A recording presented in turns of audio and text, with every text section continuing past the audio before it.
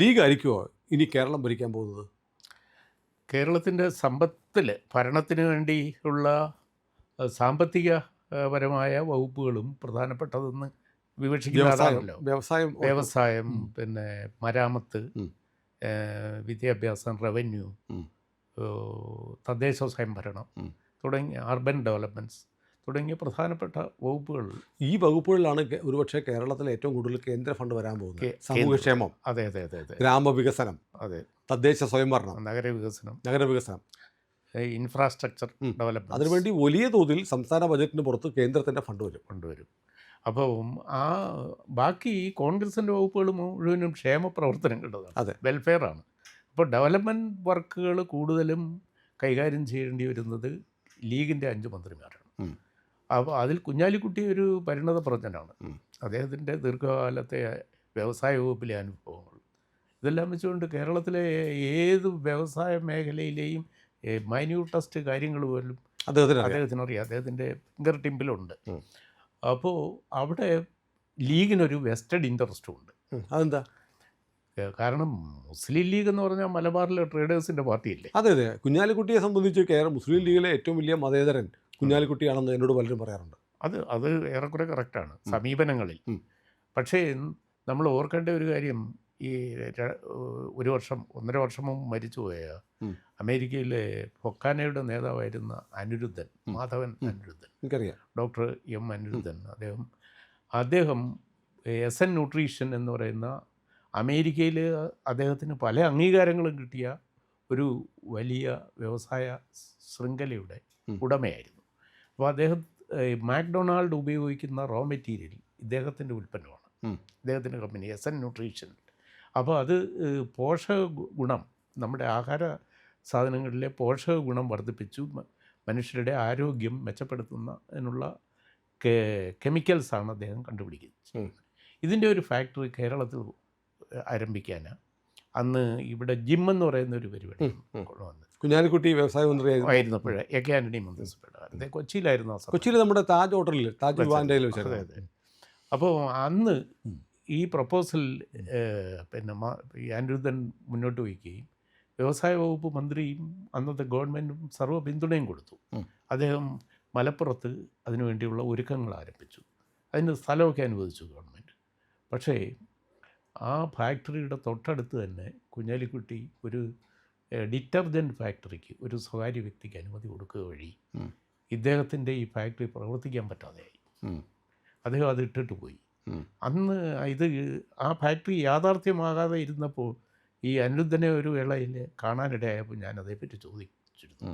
അന്ന് അദ്ദേഹം പറഞ്ഞത് മലയാളികളുടെ നീളം ജനിച്ചു വളരുമ്പോഴുണ്ടാകുന്ന നീളത്തേക്കാൾ ഒരു 6 ഇഞ്ച് വരെ വർദ്ധിപ്പിക്കുവാൻ എനിക്ക് ഉള്ള ന്യൂട്രീഷന് പറ്റും. ഏറ്റവും മിനിമം ഞാൻ ഒരു 3 ഇഞ്ചെങ്കിലും വർദ്ധിപ്പിക്കും. അത് അതിനുള്ള പിന്നെ കെമിക്കൽസ് ആയിരുന്നു അവിടെ കണ്ടുപിടിക്കുക, ന്യൂട്രീഷണൽ കെമിക്കൽസ്, ബയോകെമിസ്ട്രി ആണത്. അപ്പോൾ അതിനുള്ള സാധ്യതയായിരുന്നു ഈ ഫാക്ടറി. ഇത് ഈ ഒറ്റ കാരണം കൊണ്ട് മറ്റേ ഡിറ്റർജൻറ്റ് ഫാക്ടറിയിൽ നിന്ന് വരുന്ന അഫ്ലുവൻസ് എല്ലാം കൂടെ ഇവരുടെ പറമ്പിലേക്ക് വരും. ഇതിനെ നശിപ്പിക്കാൻ വേണ്ടി മനഃപൂർവ്വം ചെയ്ത് അദ്ദേഹം 10 കോടി രൂപ അന്നത്തെ കാലത്ത് ഇൻവെസ്റ്റ് ചെയ്തിട്ട് അത് ഉപേക്ഷിച്ചിട്ട് പോയി. ഇങ്ങനെയൊരു പിന്നെ ആരോപണം കുഞ്ഞാലിക്കുട്ടിയുടെ പേരിൽ അന്നേ നിലവിലുണ്ട്. പക്ഷേ അദ്ദേഹം ഇതൊരു വലിയ പിന്നെ പബ്ലിസിറ്റി ഒന്നും കൊടുത്ത് ഇവിടുത്തെ രാഷ്ട്രീയക്കാരെ നാട്ടണ്ടെന്ന് വിചാരിച്ചിട്ട് ഇതിനൊന്നും ആളല്ല എന്ന് വിചാരിച്ച് ഗവൺമെൻറ്റിന് കത്തെഴുതിയിട്ട് മടങ്ങിപ്പോയി. അപ്പോൾ അങ്ങനെയൊരു ദൗർഭാഗ്യമുണ്ട്. അപ്പോൾ ആ തരത്തിലുള്ള വിഭാഗീയത കൂടാതെ ഗുണകാംക്ഷിയായിട്ട് നിന്നുകൊണ്ട് എല്ലാവരെയും സമഭാവേന കണ്ടുകൊണ്ട് പ്രവർത്തിക്കുകയാണെങ്കിൽ കുഞ്ഞാലിക്കുട്ടിക്ക് കേരളത്തിൽ അത്ഭുതങ്ങൾ സൃഷ്ടിക്കാൻ പറ്റും. കാരണം ഇത് ന്യൂജൻ കാലമാണല്ലോ, AI കാലമാണ്. AI പ്രവർത്തിക്കുന്നത് ഏറ്റവും കൂടുതൽ ബ്രെയിൻ ഇന്ത്യക്കാരുടേതാണ്. അപ്പോൾ അതിലുള്ള ഇന്ത്യയുടെ സാധ്യത ഇപ്പോൾ നെതർലൻഡിൽ ഇന്നലെ മോഡി ഒരു കരാർ ഒപ്പിട്ടിട്ട് വന്നിരിക്കുകയാണ്. അപ്പോൾ സാങ്കേതിക വിനിമയത്തിനും കൊടുക്കൽ വാങ്ങലിനുമുള്ള അവസരം ആ കരാറിൽ ഉൾപ്പെട്ടിട്ടുണ്ട്. അപ്പോൾ അവിടെ അദ്ദേഹം നടത്തിയ ഒരു പ്രസംഗത്തിൽ പറയുന്നുണ്ട്, ഇന്ത്യ ഇനി അവസരങ്ങളുടെ സ്വർഗഭൂമിയാകാൻ പോവുകയാണ്. ഈ യൂറോപ്പിൽ നിന്നടക്കം ആളുകൾ ഇന്ത്യയിലേക്ക് അവസരങ്ങൾ തേടി വരുന്ന കാലം വിദൂരമല്ല എന്ന് അദ്ദേഹം വളരെ കോൺഫിഡൻസോടെ സംസാരിക്കുന്നുണ്ടായിരുന്നു. അപ്പോൾ അതിൽ അദ്ദേഹം കണ്ടിട്ടുള്ളത് പ്രധാനമന്ത്രി ഊന്നി പറയുന്നത് ഈ നിർമ്മിത ബുദ്ധിയുടെ സാധ്യതകളാണ്. അത് ഈ ജീവിതത്തിൻ്റെ നാനാ മേഖലകളിൽ അതിൻ്റെ ആപ്ലിക്കേഷൻ വരുന്നതോടുകൂടി വിദ്യാഭ്യാസം ചെയ്ത ആളുകൾക്കും പ്രത്യേകിച്ചും സ്റ്റെം എന്ന് പറയുന്ന കോഴ്സുകൾ, സയൻസ്, ടെക്നോളജി, എൻജിനീയറിങ് തുടങ്ങിയ മാത്തമാറ്റിക്സ്, ഇത്രയും സബ്ജക്റ്റുകൾ പഠിക്കുന്ന ആളുകൾക്ക് വലിയ അവസരങ്ങളാണ് വരുന്നത്. പക്ഷേ നമ്മുടെ ട്രഡീഷണൽ കോളേജുകളിൽ, ഇവിടുത്തെ എയ്ഡഡ് കോളേജുകളിൽ ഈ ട്രഡീഷണൽ ബിരുദ കോഴ്സുകളിൽ ചേരാൻ ആളില്ല കിടക്കുക. ഈ അവസരം ഈ ഗവൺമെൻറ് ഈ ഇതിനുള്ള വകുപ്പുകൾ കൈകാര്യം ചെയ്യുന്ന ആരായാലും അഡ്രസ്സ് ചെയ്യേണ്ട അടിയന്തരമായ ഒരു വിഷയവും കൂടിയാണിത്. അപ്പോൾ ഈ സാധ്യതകൾ പ്രയോജനപ്പെടുത്താൻ കുഞ്ഞാലിക്കുട്ടിയെ പോലെയുള്ള ആളുകൾക്ക് എത്രമാത്രം കഴിയും? ഇത് അവരുടെ മുന്നിലുള്ള വലിയൊരു വെല്ലുവിളിയും കൂടിയാണ്. അത് മാത്രമല്ല, എനിക്ക് തോന്നുന്നത് ഇപ്പോൾ ലീഗിനെ സംബന്ധിച്ച് അല്ലെങ്കിൽ ലീഗിൻ്റെ പിന്നിലുള്ള ജമാഅത്തെ ഇസ്ലാമിക്കൊക്കെ ആണെങ്കിലും അവരുടെ താല്പര്യങ്ങൾ ഉണ്ടെങ്കിലും അതിനു മുമ്പേ ഇവർ ഭരണം കിട്ടും മുമ്പേ എക്സ്പോസ്ഡായിപ്പോയി. അതുകൊണ്ട് ഇനി എടുക്കുന്ന എന്തു തീരുമാനവും ഈ ഒരു കാഴ്ചപ്പാടിലൂടെ നോക്കുന്ന ഒരു സമൂഹം ഇവിടെ ബാക്കി നിൽപ്പുണ്ട്. പക്ഷേ ഞാൻ അങ്ങനെ കരുതുന്നില്ല സുനിൽ. എന്താണെന്ന് വെച്ചാൽ അങ്ങനെയാണെങ്കിൽ ഈ ആഹ്ലാദ പ്രകടനം, ഇത്രയും വലിയ വിജയം കൊടുത്ത ജനങ്ങൾ ആഹ്ലാദ പ്രകടനം നടത്തിയപ്പോൾ അവർ വെള്ളാപ്പള്ളിക്കും സുകുമാരൻ നായർക്കും എതിരെ നടപടി എടുത്തു. ആ കമ്മിറ്റി പിരിച്ചു വിട്ടു. ഇവിടുത്തെ തൊടുപുഴ, വെള്ളമണ്ടയിലേ ഇല്ല, തൊടുപുഴയിലെ. കാരണം തൊടുപുഴയിൽ ഇന്നലെ എക്കണോമിക്സ് ടൈംസിൽ കഴിഞ്ഞ ദിവസം റിപ്പോർട്ട് ചെയ്തിരുന്നത് മിഡിൽ ഈസ്റ്റിൽ നിന്ന് പണം ഒഴുക്കിക്കൊണ്ട് നിരോധിക്കപ്പെട്ട PFIയുടെ അനുയായികൾ പച്ചക്കൊടിയും പിടിച്ച് മുസ്ലിം ലീഗിൽ പ്രവർത്തിക്കുകയാണ് ഇപ്പോഴും. അങ്ങനെ ഒരു വലിയ ആരോപണം നിഷേധിക്കപ്പെടാതെ ഇപ്പോഴും നിലനിൽക്കുന്നു. അല്ല, ഈ മലബാറിൽ നിന്ന് ചില കാര്യങ്ങളുണ്ട്. BJPയുടെ ഒരു 10-25 പേരുള്ള ജാഥ വരുന്നു. ലീഗിൻ്റെ പ്രവർത്തകർ അവർക്ക് ചുറ്റും മാലപ്പടക്കം ഇട്ടിട്ട് തീ പിടിക്കുന്നു. അതെ, അതിൻ്റെ പിക്ചറൊക്കെ നമ്മൾ വീഡിയോ ഉണ്ട്. നമ്മൾ ഒരു BJPയുടെ കൊടിയുമായിട്ട് വന്ന ബൈക്കിൻ്റെ പിന്നിൽ കയറി വന്നവനെ പിടിച്ചിറക്കി കൊടി നശിപ്പിക്കുന്നു. കൊടി വലിച്ചു കളഞ്ഞിട്ട് വേണ്ടത്ര അടി കൊടുക്കണമെന്ന് പറഞ്ഞ് ഭീഷണി പിടിപ്പിച്ച് അവനെ കയറ്റി വിട്ടു. ആരും ചോദിക്കാനും പറയാനും. നേരെ തിരിച്ചായിരുന്നെങ്കിൽ അറിയായിരുന്നു. അതെ.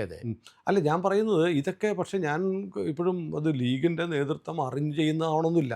ലീഗിൻ്റെ താഴെത്തട്ടിലുള്ള ആളുകൾ ഭരണം കിട്ടുമ്പോൾ നമുക്ക് എന്തും ചെയ്യാമെന്ന് കരുതുന്ന ചില സഖാക്കളുണ്ടല്ലോ, അതുപോലെയുള്ളവരായിരിക്കാം. അത് അല്ല, ഈ തീവ്രവാദി എലമെൻറ്റ്സ് ലീഗിനകത്ത് കയറിയിട്ടുണ്ട്.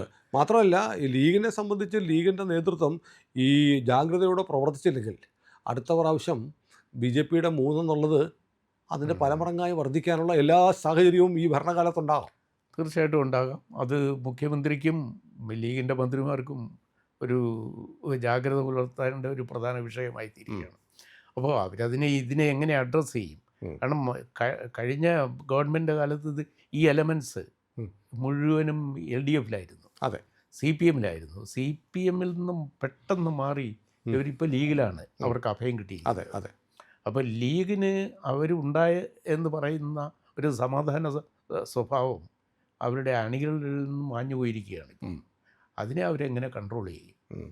അവരുടെ നിയന്ത്രണത്തിനപ്പുറത്തേക്ക് പോയാൽ ലീഗ് അല്ലാതാവും. പിന്നെ ലീഗിനുണ്ട് എന്ന് പറയുന്ന ഈ മതേതര മുഖമുണ്ടെന്ന് അവർ ഭാവിക്കുന്ന മുഖം, മതേതരത്തിന് പിന്നെ സമാധാന പ്രാവെന്നാണ് അവർ വിചാരിക്കുന്നത്. അത് അങ്ങനെ അല്ലാതായിക്കൊണ്ടിരിക്കുമ്പോൾ അവരതിനെ അഡ്രസ്സ് ചെയ്യണം. ഇപ്പോൾ വെള്ളാപ്പള്ളി കഴിഞ്ഞ ദിവസം എഴുതിയ മുഖപ്രസംഗത്തിലും ഈ കാര്യം സൂചിപ്പിക്കുന്നുണ്ട്.